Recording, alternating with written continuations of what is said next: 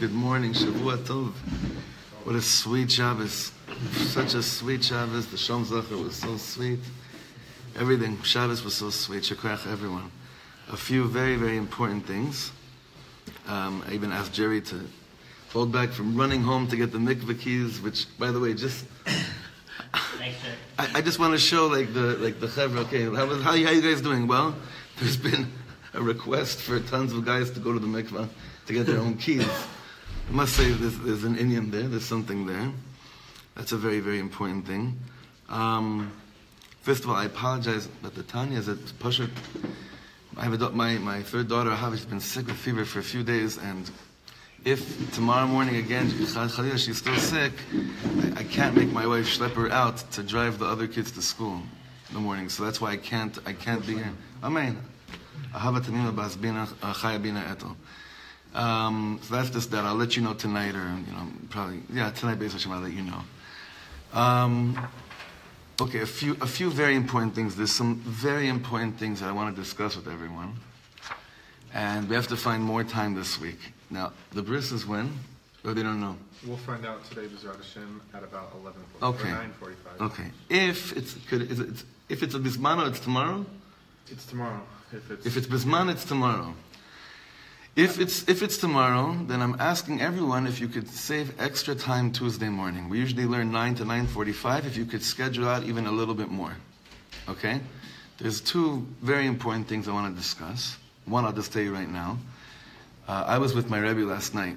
Small, very small, intimate gathering. I was there with. It was very, very cool. It was me, Karduner, and Chaim David with him, and about, I don't know, maybe a minion of the old Talmidim that have been around for 20 years. Very, very, very intimate. And I've never heard him say the following: please don't post what I'm about to say. So that's why I'm not going to post what was said. I mean, I couldn't reach my recorder to stop it in time. But it's not something I'm sending out, but very important stuff about Shovavim, which is what we're in right now. Mamash, about Shmira Sabris, I've never heard him talk about this before. And it was short. But there was a lot there that I want to have time to discuss with everyone. I felt like it was just mamash for us. So I want to talk about that, and I want to talk about another very important inyan later in the week as well. So that's for that. Now, one more thing. Oh, this is just mechila. It was all good intentions. I learned something very important from Rav Shalom brought. In the beginning, I didn't really understand what he was talking about, and but I see now, after teaching for a while, that he was so right. When we're learning, we're not just learning what the Rebbe is saying. Hopefully we're learning how to learn. Hopefully we're learning how to learn Sfarim, how to learn, different shitot. And I think it's very, very important that we constantly are learning Hebrew, those of us that don't know Hebrew yet. And one of the ways we're learning Hebrew is really learning from breaking it up on our own. So this morning, the text of this whole chapter was put out in English on the list. But I dafka don't want us to learn it in English, because we only do that when we have to do Chazara afterwards. But I dafka want us to break through it in Hebrew. It's a shita. It's not, it's not stam.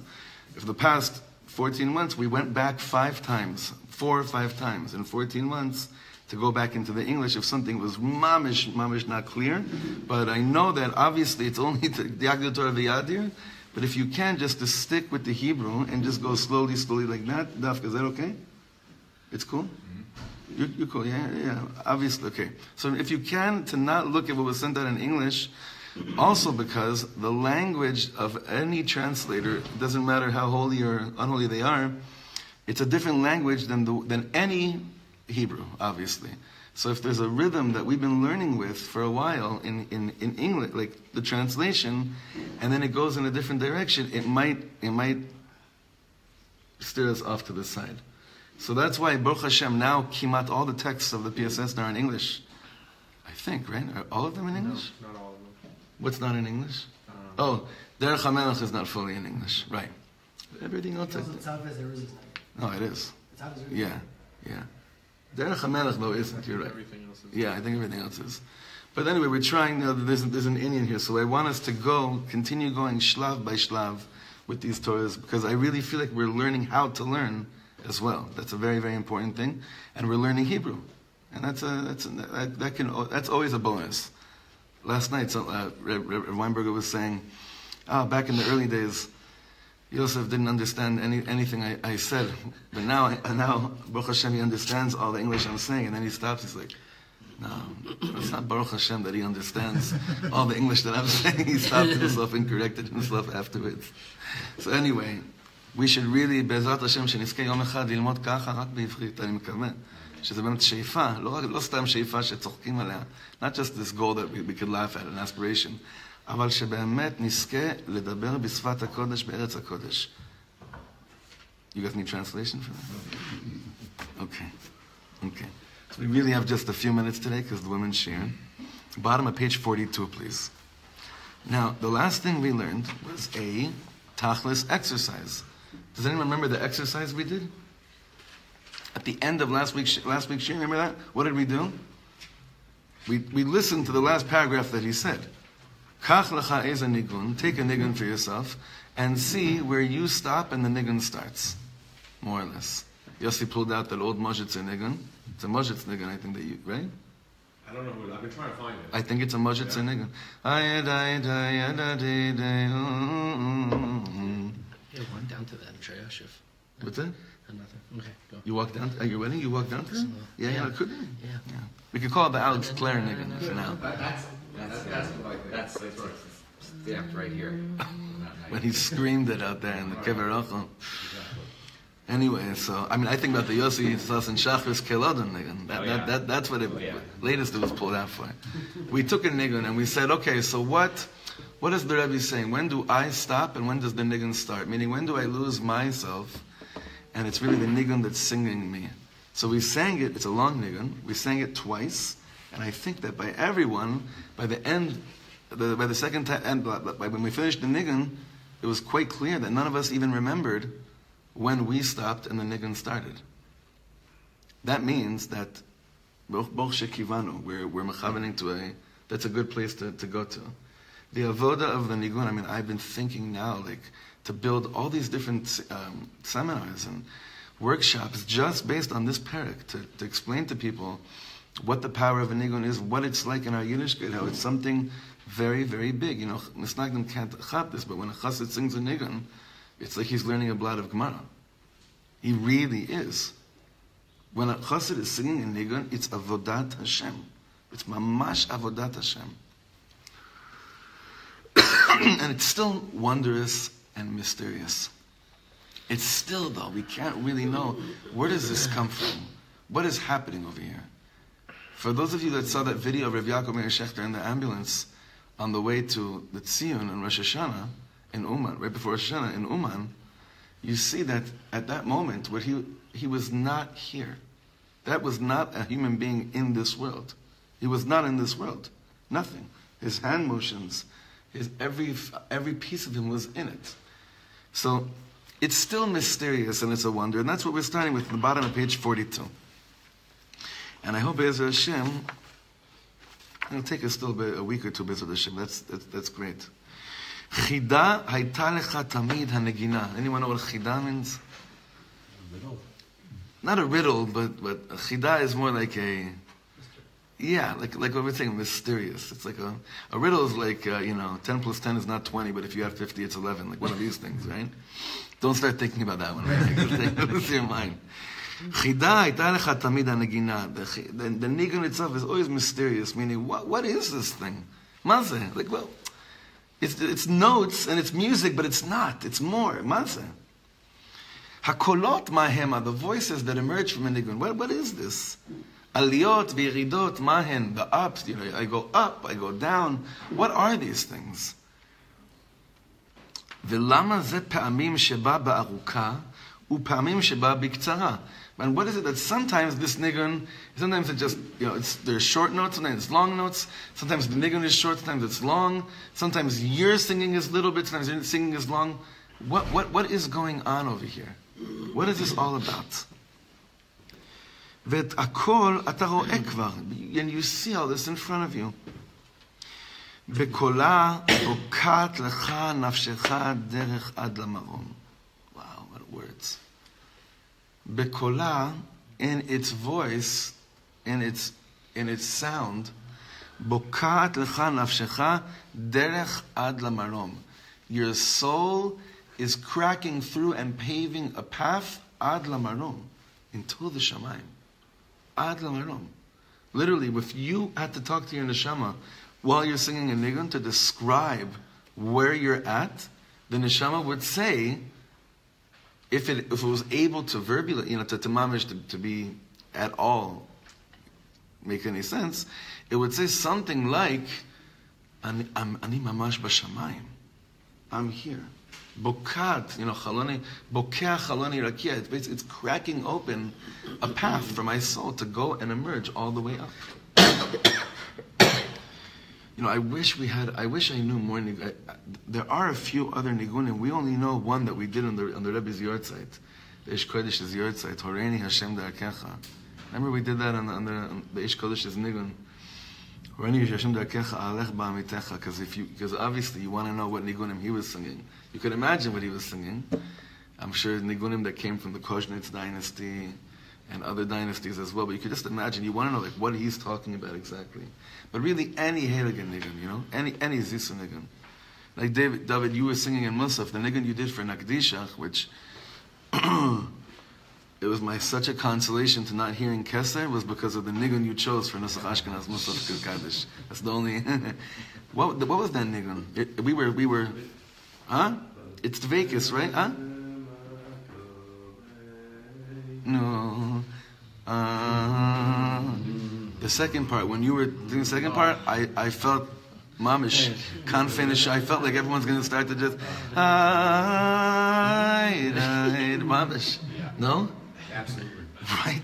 It was this Indian. Simon, don't feel guilty for not being in Shabbos. It was such a,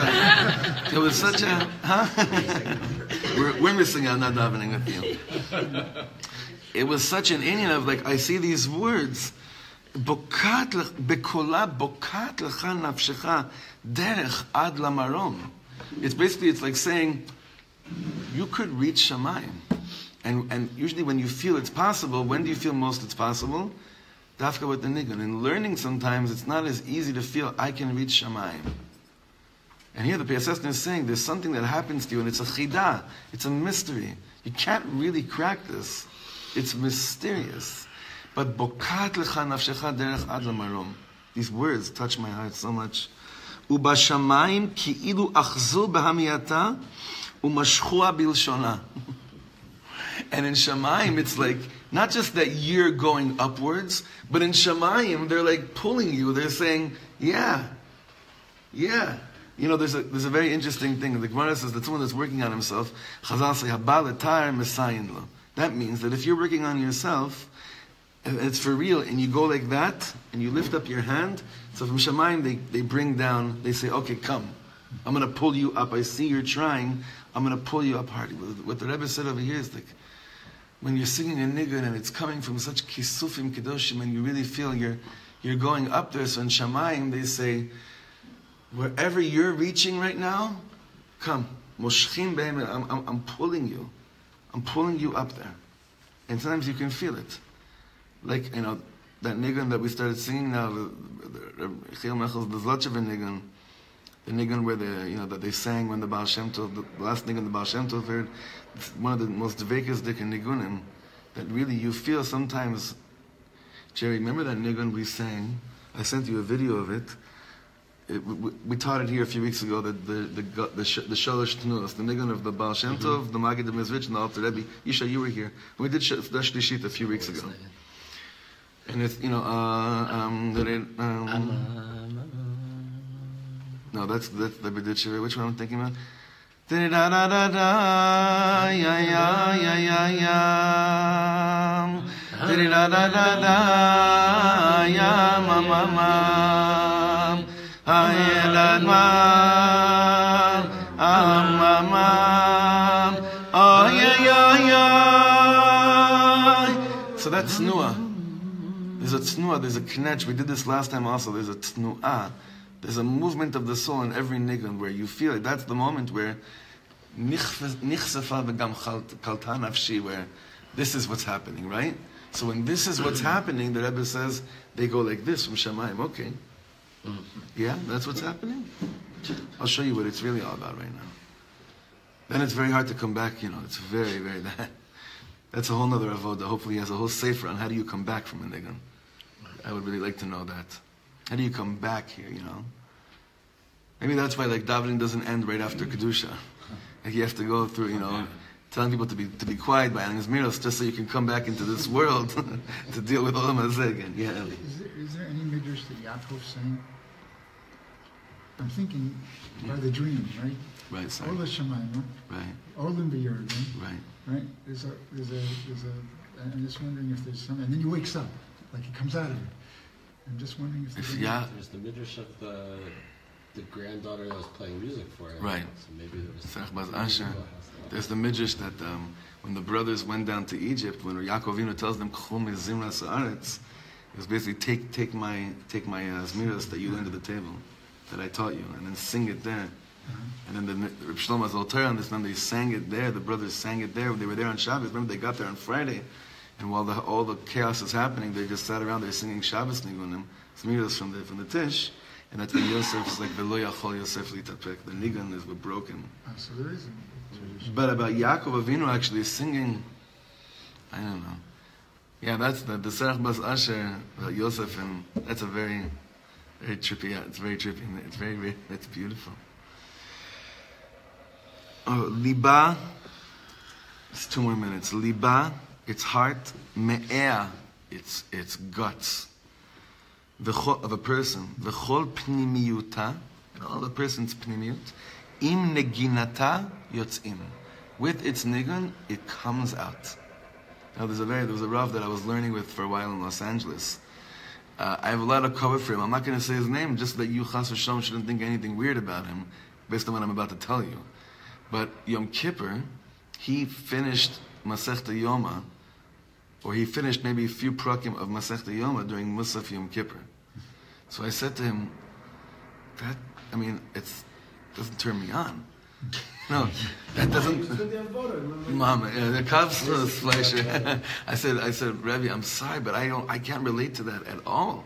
Not because I'm a Kohen, and not because I'm usually Chazan. I just can't. The Nigunim of Musaf Yom Kippur. Come on, does it? How much higher could it go? He says, I'm a Litvak. I can't connect with singing. That's what he said to me, right? So this whole chalukah of Litvaks and Hasidim regarding Nigunim, it's false. It's not true. You know Rabbi Baruch Ber? Have you ever heard of Baruch Ber? Anybody here Rabbi Baruch Ber? It's not names we mention too much here. Huh?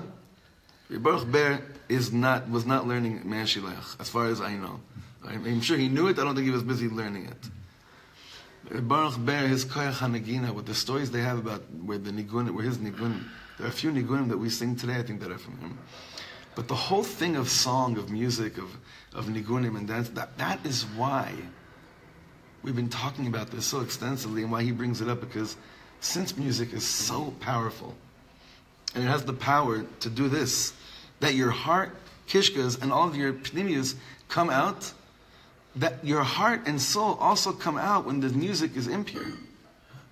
That's the problem.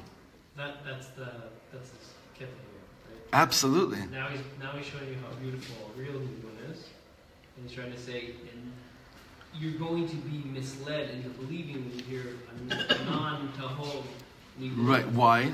Because you're going to feel something. Yeah. You're going to feel that something amazing is happening in you. You're going through the same process of your soul being revealed, but what is it being revealed into? That's the question. I think about it's no stam you like to start off our shiurim with a Niggun, right? Right. It's like, okay, let's open it up and then now let's channel it. It's like it's like when you dream, you have a dream, and things aren't very clear, the connectivity between this part of the dream and that part of the dream, but it just flows. Yeah. Same thing's true with a Niggun. Like it flows into the next thing, whether it's the words and the melody or whatever.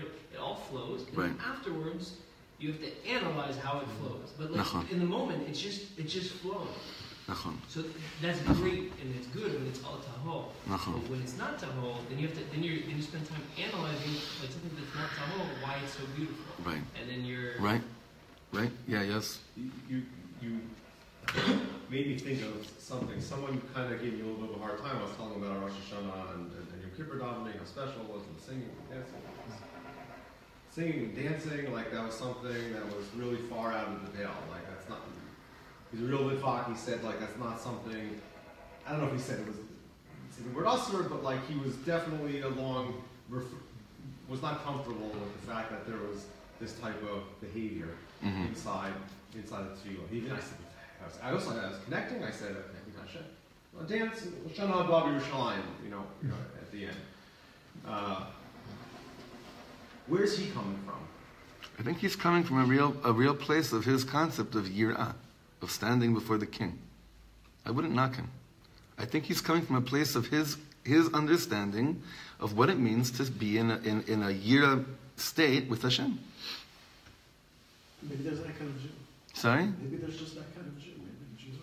I'm not. I'm saying that it's a different structure. It's just a different. They connect to the world in Niggun, but not in could certain be. places. Yeah. We lived near Telus in Riverdale. Simchas Torah there felt like the happiest wedding I've ever seen, and they'd sing one Niggun for like an hour and a half, like Torah Moshe Emes, Besoreso Emes. Yeah. And it was like it wasn't their body was in it was like every piece of them. Every piece of them. But it wasn't davening. It was hakafos. That was davening, but it wasn't in the structure of shachris or Muslim. That's why I wouldn't spend a second trying to say to this person, he needs to come daven by us. I don't know what he needs. I know what I need. Elisha is right. Karutz michomer acher. It could really be they're just made of something else. But he's saying over here, but even that Yid would agree that in a Niggun, my pnimius does come out. I don't necessarily do it so often, but this is what does happen when a person's singing a Niggun. You think you would agree? Maybe not. It could be he would, but he still wouldn't mean that he felt this is what I have to do. Yeah, it could be. And I get it.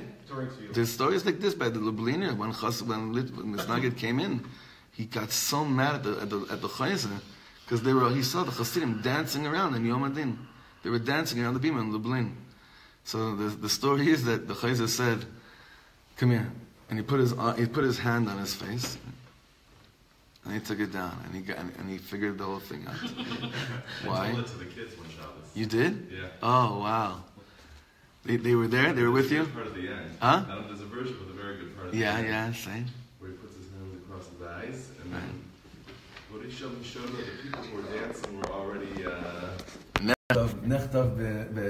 there was one yid who was sitting in the corner who was all like, it's a bracha and whatever. And he said, what happened with him? And he says, he's not dancing. And then the guy said, Snagit says, the Chozeh, I'm not dancing. And then the Chozeh says, he's like, what should I do? How do I repent? He's like, I'd go dance. There are a lot of stories like this. I'm sorry, we have to stop here.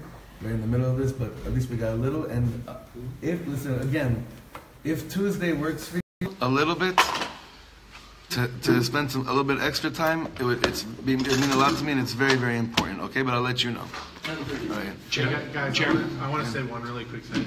Yeah. There was a really bad car accident today on David that he crashed like